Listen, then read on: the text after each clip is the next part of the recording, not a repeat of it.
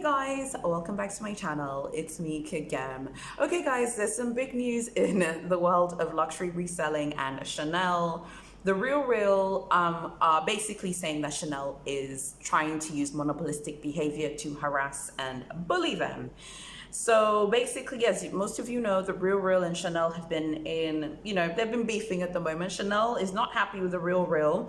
Specifically, Chanel doesn't like it when huge luxury resale brands claim that they are experts and can authenticate those products, which is really interesting. Chanel claims, as the owner of the Chanel trademarks that we all know and love, they are the only people who can authenticate a real Chanel product, which is really interesting because we know that there are many people on Instagram, online, on the internet who are making a living of authenticating items.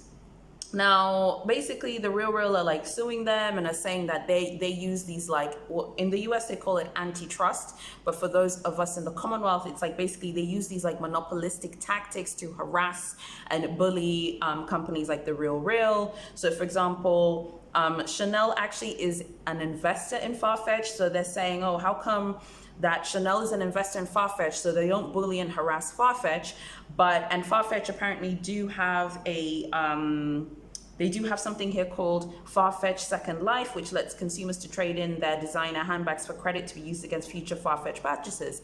And Chanel has no beef with that. So they're like, well, how come you guys don't have a beef with that, but you have a beef with us? Now, this is where it gets really, really, really juicy. So there was something that basically was forced to happen. Chanel were forced to unseal some documents and some records within this lawsuit. And these were known as the Chanel internal documents. So these were forced to be unsealed and they were given into evidence this past December. So here we go. This is a quote from Forbes. The internal documents offer an unprecedented look into Chanel's internal discussions about its future and its aggressive tactics for dealing with what it perceives to be new threats to its business. This is really interesting. So on the 15th of May 2017, there was a memo from the US President and Chief Operating Officer John Galantic, that's a lit name, to executives, including the CEO of Chanel, Bruno Pavlovsky. He said, how can we address the threats from the secondhand market while exploring the opportunities it provides through actions in both the first-hand and the second-hand markets? Guys, this is really important. What he's saying in business speak is, how do we crush luxury resellers, okay? Because we see that they are a threat to our business, but at the same time, how can we make money from luxury resale by keeping control of our trademarks, which is really interesting. So they said here, Chanel's key interests in the secondhand market include protecting its products and its brand, and understanding and connecting with the future Chanel client, particularly the younger generation. So then they say here that there's a whole page of this internal document where Chanel recognizes they're not keeping up with modern consumers. And this is something that Chanel actually said in the document. They said, technology has deeply changed the luxury fashion market. Chanel said, acknowledging that its policy of narrowly distributing products and its reluctance to sell ready-to-wear handbags online while maintaining exclusivity and desirability have costed revenue and possibility brand loyalty amongst younger consumers who prefer the ease and convenience of shopping online. They talk about how there's like a new world now. There are no borders. Customers are gaining expertise and they're very versatile. Brand loyalty in general is in decline and people are choosing style over brand. Let me tell you, Chanel know what time it is and they know what's going on. They're very savvy people. This is all from the document. I'll link it below. So Forbes are quoting from the document that was unsealed. And they also talk about the sharing economy, how it highlights the decrease of ownership. Interesting. That definitely connects with the luxury resale market. So they talk about all this other stuff that we all know, blah, blah, blah. And then basically they're just saying that Chanel, the evolution of perceptions is the key reason behind these astonishing numbers. They talk about like the huge market for luxury resale. They call it collaborative consumption. Selling a secondhand luxury product was seen before as a last resort. It's now seen as a piece in itself of one's consumption strategy. This is big facts, and I completely agree. because at the end of the day, people see luxury resale completely differently. I think I'm in the minority. I just prefer new things. I like the way newness is. But honestly, I know that the luxury resale market is the future of luxury fashion, and it's good that Chanel have finally understood this. So this document from Chanel, which was an internal document, and as I said, it was forced to be unsealed. It's called the Luxury Fashion Secondhand Market.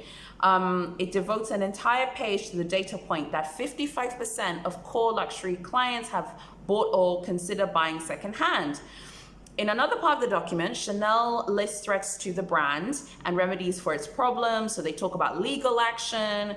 They talk about how they can basically maybe figure out how to like manage the distribution of their products in different channels. They talk about, cease and desist, lawsuits, trademark violations, false endorsements, false sponsorship, and unfair competition.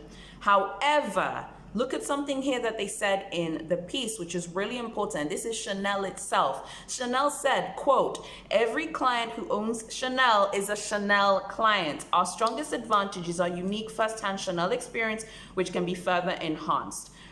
So Chanel then also talk about maybe they can benefit from being part of the luxury resale industry. They talk about maybe they can communicate directly with a client who's bought secondhand and capture that client data and then establish a first-hand, i.e. store relationship with that customer. They talk about the challenges that would involve Chanel being involved in the luxury resale industry, and this is really important. Fashion advisors, that is what Chanel calls their essays. I know everyone on YouTube says essays, but even the person I know who used to work at Chanel, they're like, we're fashion advisors now. I'm like, okay. So Chanel is saying challenges include fashion advisors won't be incentivized to provide after-sale services. They say how secondhand clients could abuse the service by refurbishing products for resale. I agree with that. And they also talk about refinishing and refurbishing from Chanel itself would require proof of purchase and a valid warranty. And they also talk about e-commerce and how they know that they're not selling things online and it leaves them at a disadvantage. Listen, guys, as someone who's in business, this was shocking. This was posted on Forbes' website on the 1st of February. So this is like straight off the press. This is like straight off the gossip bakery in the luxury shopping world. This is shocking. Chanel is known for being extremely secretive. Even by business standards, Chanel is very secretive. As I've said before, Chanel is a private company. They don't owe anybody anything. They don't have to talk about anything because they're not traded on the stock market. The fact that the RealReal countersued them and then this was unsealed means that we're going to see changes with how Chanel move, hopefully. But I think it also shows the fact they don't really want to change. If you see the hint to that memo that those two Chanel executives are talking about, saying, how do we make money from this? But then how do we crush them at the same time? They don't want to have to partner with other luxury resale companies. Now, at the same time, there is a fair point of trademark violations. We hear about copyright and things like that, but trademark violations are a real thing. And I do think Chanel have a point in what they say, like, hey, to the RealReal, to Fashionphile, to Rebag, you cannot call yourself an expert in Chanel when we own the Chanel experience. We own the trademark. So if you want to be an expert, you need to work for us. That's a fair point, and I could see them actually maybe kind of getting a bit far with that, because that's actually a fair point. Another thing that the article talks about is how Chanel basically is not going to be chasing down individual customers. They understand that an individual customer has the right to purchase a Chanel bag and gift it to someone. Now, if that person receives a Chanel gift and then sells it, I mean, okay, fine, you lost out on like maybe a few $1,000 or £1,000, but it's not a big deal. Chanel is really going after people who are doing this professionally. They're not going after you on YouTube if you sell like 1 to 2 Chanel bags a year so that you can purchase something else. I think they still see you as a customer. They won't see you as a great customer, but they still see you as a customer, as they said here. Every client is a Chanel client. That's so interesting that we've never heard that from the brand before. They're going after big people who want to make a lot of money from luxury reselling. Chanel want to be paid. You are using their trademark.